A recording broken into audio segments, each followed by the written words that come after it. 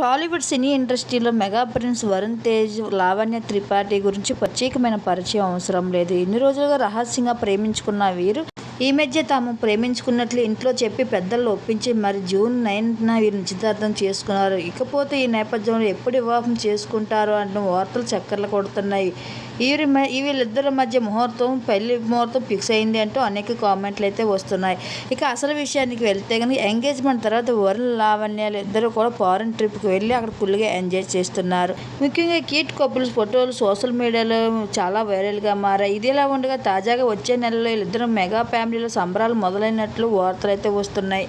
లావణ్య, వరుణ్ తేజ్ ఒకటయ్యే స్నానం వచ్చేసింది అంటూ ప్రస్తుతం ఒక వార్త నెట్టింట్లో చాలచాలు చేస్తుంది. ఆగస్టు 24న వీరి వివాహం జరగబోతుందని, అది కూడా ఇండియాలో కాకుండా ఇటలీలో వీరి వివాహం చాలా గ్రాండ్గా జరగనుందని అందరూ చెప్పుకుంటున్నారు. ఎందుకంటే అక్కడ వీరి ప్రేమ చిగురించిందని, ఇక తన ప్రేమకు గుర్తుగా అక్కడే వివాహం చేసుకోవాలని ఈ జంట అనుకున్నారట.